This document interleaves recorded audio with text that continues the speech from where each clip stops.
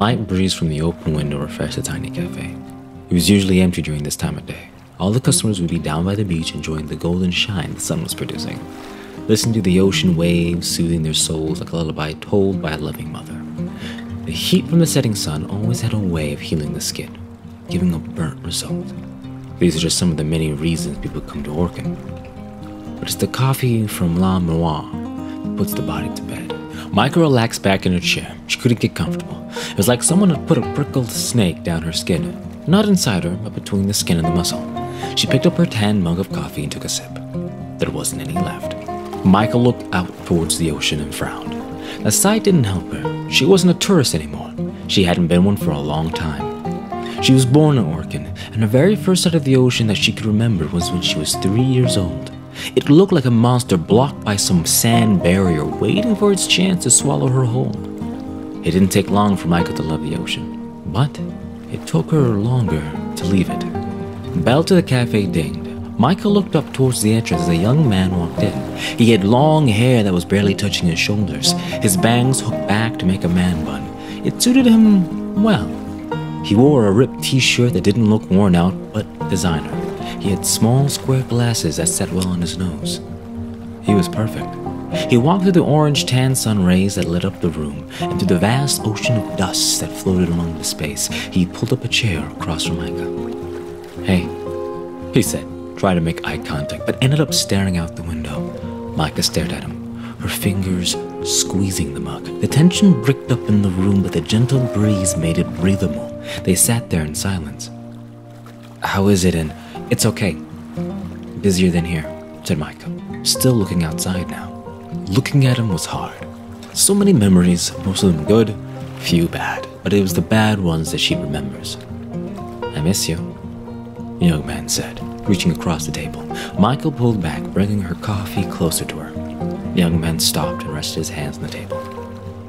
"Your father comes down to visit sometimes. We don't talk. He sits with me. Sometimes he's out there till late at night. I think he's worried about you. I didn't call you here to talk about who you're spending your time with," Mica said. The young man's smile faded. He had a feeling this is why she came back. Mica had moved out of Orkin to Ishigashi, a bigger city, more opportunities, and away from home. It was like she was running away from something. It could be from the pressure her mother would put on her. "The world needs more accountants," she would nag. "We have enough artists in the world." Mica would struggle to keep back her tears. Her father would say nothing and just watch. Mica couldn't rely on him. There was moments that her father would encourage her. Her father was there when she needed him. Only when she needed him. He was a quiet man, kept to himself. He ran the La Moire. Mica's mother, on the other hand, ran a multi-million-dollar hotel chain that ran along the coast. All the hotels in Orkin belonged to her. "Put away your sketchbook. Help me balance my books. One day you'll be running this company. Or would you rather instead work with your father?" Mica could never tell if her mother loved her. In the end, she didn't care. "How's the painting going?" the young man said. Mica looked over at him. "It's good. I was working at an art museum for a while. Taught some kids how to paint." "Did you sell any of your paintings?" "Yeah, I did," she said, looking down at her mug. "That's good." He paused. "Mica, why don't you come back?" "I came back," she said, and then took a deep breath. "I came back to tell you goodbye." "You already did when you left." "I meant for real." Mica's fingers started to tremble. It wasn't noticeable, but to her, it felt like there was an earthquake in her bones. She fidgeted in her seat. The prickled snake was back. "Even when I'm away, I think of you. It's obsessive. It's also the reason why I've become successful. When I paint you. It's always you. You trapped me in this cage, and I just want to get out," Mica said. "I want my thoughts back. I want to explore, to think freely without thinking about you. It's not fair how you invade my mind, raping it with your presence. I want you gone." The young man sat there hurt, confused but betrayed.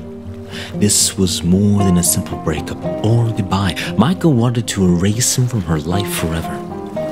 It was an execution and a funeral. "I'm sorry," he said. "Sorry won't cut it. Just release me from your spell. I wish I could, but I can't.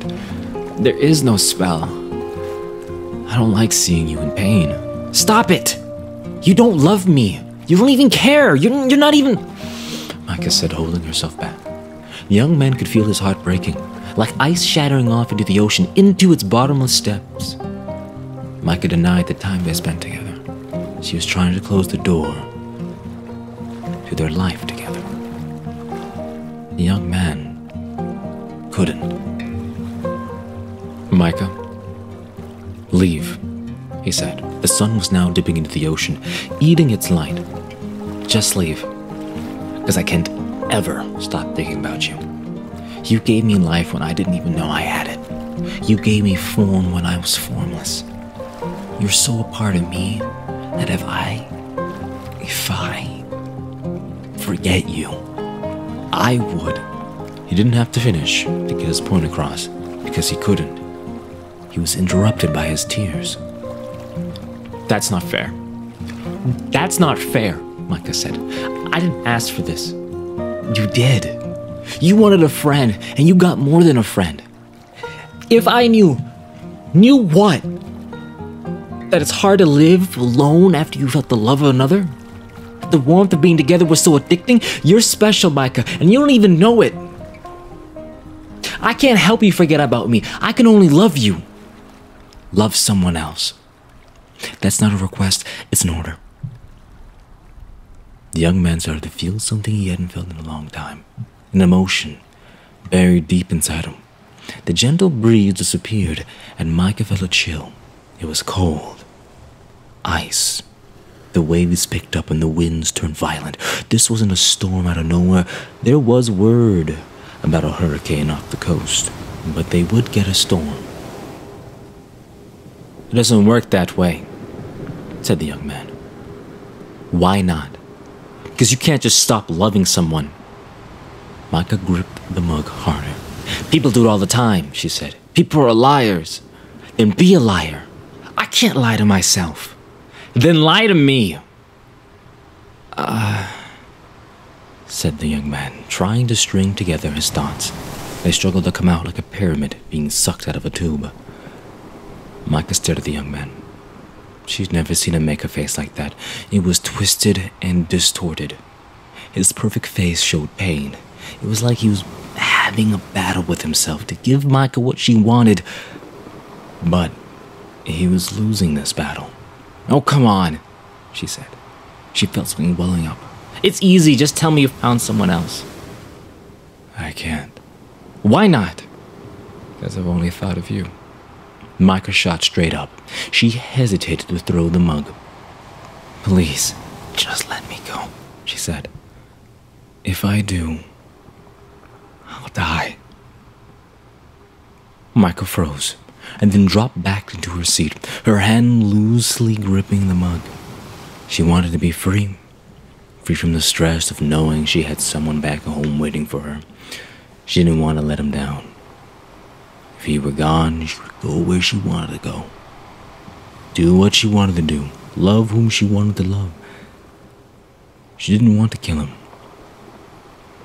She just wanted to be normal like everyone else. The mug slipped from her hand and fell to the floor, just as the lightning struck off in the distance. The young man glanced out the window, and then smiled. 1, 2, 3, 4, 5, 6, 7, 8, 9, he said. Then a thunderous boom went off, 9 miles out. Mica looked up. The tears flowed gently down her face. She didn't want to fight him anymore. She didn't want to fight him in the first place. It was just easier to run, scream, and cry than face the truth. She missed him. The young man stood up and took a glance at the window. The stars were showing themselves. The storm was almost gone. It was fading on the horizon. He walked over and knelt down. He wiped her tears and kissed her forehead. You're a special girl, Mica. If you need some time, take it. I have all the time in the world. Youngman stood up and walked out of the cafe, leaving Mica alone in the dark. She looked out the window. The breeze was now gentle, and the young man melted away into the ocean waves.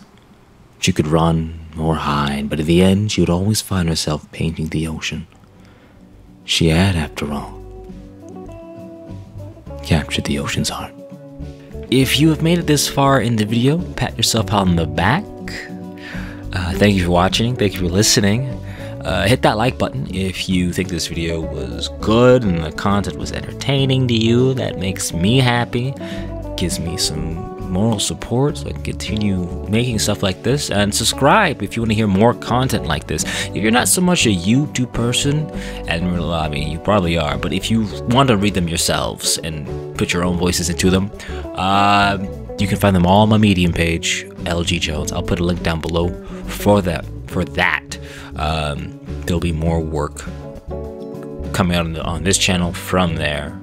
So stay tuned, listen up, and thank you.